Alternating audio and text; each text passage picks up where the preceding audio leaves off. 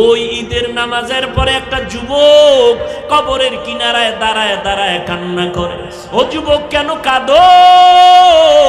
আজকে আনন্দ ঘরে ঘরে যাইবা। যুবক বলে আজ আমি বড় এতিম, বড় অসহায়। গত ঈদে নামাজে যাওয়ার সময় আমার মা আমার মাথায় হাত দিয়া দোয়া করেছিলেন, আব্বাজান আমার কিনারায় দাঁড়ায় নামাজ আদায় করেছিলেন। আজ আমি যখন ঈদের নামাজে রওনা হয়ে আসছি, হঠাৎ মনে পড়ে গেল আজ আমার মাথায় কে হাত বুলাইয়া দোয়া করবে। আজ আমার মায়ের বিছানা খালি, আমার মা নাই, আমার বাবাই কই। যেই বাবা কত কষ্ট করে করে আমাকে মানুষ বানাইছে, ওই আমার আব্বা আম্মা কত সময় কষ্ট করে মনে চাইতো মা, বাবাই মনে মনে বলতো ইলিশ মাছকে নিয়ে একটু খানা খাইতে পারলে দিলটা ভালো লাগতো। কিন্তু মনে আশা ছিল, টাকা নাই কিনতে পারে নাই। মায়ের মনে চাইছিল আঙ্গুর বেদানা খাবে, টাকা নাই কিনতে পারে নাই। আজকে তোমার ফ্রিজে ভরা ফলের অভাব নাই, মাছের অভাব নাই, কিন্তু তোমার ঘরে মাছ আর ফল থাকলে কি হবে? যারা জীবনে কাঁদিয়া গেল কই, ওই মাও নাই বাবাও নাই, কাকে তুমি ফল খাওয়াইবা মাছ খাওয়াইবা?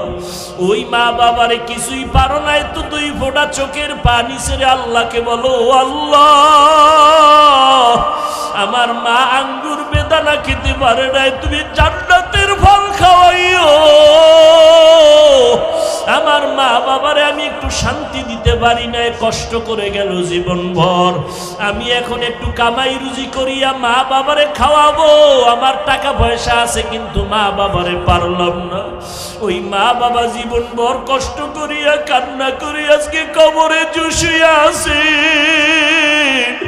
ও আল্লাহ, আমার মায়ের যদি আজকে বেঁচে থাকতেন, আমি টাকা দিয়া নতুন নতুন শাড়ি পরাইতাম, এসির রুমে ঘুম পাড়াইতাম।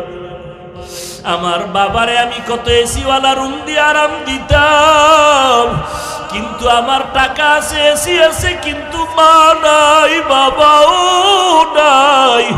ও নিষ্ঠুর সন্তানেরা, এত নিষ্ঠুর কেন হইছ? এক ফোঁটা চোখের পানি ছেড়ে আমার মালিকের কান্না করে বলো, ও আল্লাহ আমার মা কবরে, বাবা কবরে, দেওয়ার মতো কিছু নাই, তুমি জান্নাতের বিছানাটা বিছাইয়া দিও। ওই মা বাবারে জান্নাত দাও, ওই মা বাবার বাধ্যগত সন্তান হইয়া দোয়া করার তৌফিক দাও। আজকে স্ত্রীর পেছনে দৌড়াও, টাকা খরচ করো, ওই মা বাবার চোখের পানি না থাকলে তুমি পরীক্ষায় ভালো নাম্বার পাইতা না। ওই মা বাবার চোখের পানি তোমার পেছনে না থাকলে তুমি আজকে সম্মানের চেয়ারে বসতে পারতা না।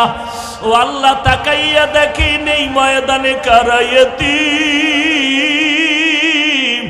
ও বৃদ্ধ বাবাজি, ও পর্দার আড়ালের মা বোনেরা, ও যুবকেরা, আল্লাহর কাছে মাথা নত করে চোখের পানি ছেড়ে দোয়া করো। এই বরকতের মাস রমজান মাস, গুনাহ ছাড়ো, 5 বেলার নামাজ পড়ো, মা বাবার দোয়া নাও। যদি মরিয়া যায় কবরের কিনারায় যায় আলহামদু সূরা দরুদ শরীফ কুল হু আল্লাহ পড়ে দোয়া করো। ওলামায়ে কেরামের দেখা হইলে দোয়া চাইও, হুজুর আমার মা নাই বাবা নাই, একটু দোয়া করি, আমি বড় এতিম। ও সন্তানেরা, ওই বাবা এমন একটা রাত নাই টেলিফোন না করিয়া ঘুমাইছে। আজকে ওই মা বাবা কবরে তোমার পরে আছে, একবারও খবর নিতে পারলা না কোন হালাতে আছে।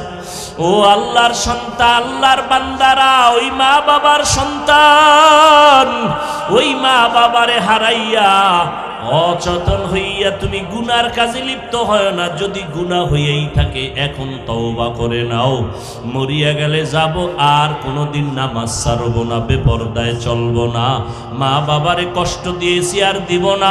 মা বাবা বেঁচে থাকলে যুবকেরা বাসায় গিয়া মায়ের কাছে গিয়া দোয়া নিও, মাকে বলিও মা মাথায় হাত বুলাই একটু দোয়া করিয়া দাও। তুমি যদি দোয়া করো আমার আল্লাহ আমার উপরে আর রাগ করবে না। মোনাজাতে অনেকে কাঁদলো, আমার চোখে কেন পানি নাই? আমার আল্লাহ বুঝি বেজার। ও মা, তুমি আমার উপরে বুঝি রাগ করেছো? কত কথা বলিয়া তোমারে কাঁদাইছি, কষ্ট দিয়েছি, আজকে তুমি মাফ করিয়া দাও। এমন কোন মা নাই তোমার মাথায় হাত না দিয়া দোয়া করবে? ওই মা বাবার দোয়া নাও, আর আল্লাহকে মনে মনে বলো, আল্লাহ এই ময়দানে আমার মতো গুনাহগার কেউ নাই। আমি গুনাহ করার কারণে আমার হাত না পাক, চোখ না পাক, জিহ্বা না পাক, অন্তর না পাক। এই অবস্থায় মরিয়া গেলে কবরে জাহান্নামের আগুন। ওই কবরে দুই পার্শ্বের মাটির চাপ সহ্য করতে পারবা না রে বাবা। আল্লাহকে বলো, আল্লাহ মাফ করিয়া দাও, আর গুনাহ করব না, নামাজ ছাড়ব না, বেপরদায় চলবো না, নবীর তরিকায় চলবো, দাড়িটা লম্বা করবো, উলামায়ে কেরাম আহলে হক যারা তাদের পরামর্শ নিয়ে চলবো, আর বিরোধিতা করে গুনাহগার হব না। আহলে হক ওলামাদের দোয়া নিয়ে চলবো। ও যুবকেরা, পায়ে হাত রেখে মুহাব্বতের নজরে বলে গেলাম, বাবা নবীর মুহাব্বত নিয়ে চলো, দেখবা সম্মান বেড়ে যাবে, শিক্ষকেরাও তোমার মুহাব্বত করবে। যা করো, যেখানেই থাকো, পাঁচ বেলার নামাজ ছাড়বা না। আলেম ওলামা পাইলেই দোয়া নিও। খবরদার মিথ্যা কথা, গালাগালি আর গীবত শিকায়াত করে গুনাহগার হবা না। মুরব্বীদের থেকে দোয়া নিবা, ব্যবহার খারাপ করে কষ্ট দিবা না। আদর্শ ভালো করো, মোবাইলের গুনাহ থেকে নিজেরে কন্ট্রোল করো। আল্লাহর কাছে যদি এরকম তওবা করার নিয়ত কারো অন্তরে হইয়াই থাকে, পেছনের গুনাহ থেকে তওবা করো, সামনে আর করবা না, নামাজ ছাড়বা না, নবীর তরিকায় চলবা। যদি অন্তরে কারো এই পাক্কা এরাদা থাকে তওবার জন্য, আল্লাহর কাছে বলবো, দুটো হাত তুমি উঁচু করে আল্লাহকে দেখায়া দাও। আল্লাহ আমাদের হাত কবুল করে নেন। একজনের হাতও খালি ফিরাইয়েন না রে মালিক। আয় আল্লাহ, নবীর সুন্নাত আলা বানায়া দেন, আমাদের গুনাহমুক্ত জীবন দান করেন, তওবার উপরে মজবুত হইয়া চলার তৌফিক দান করেন। আমিন।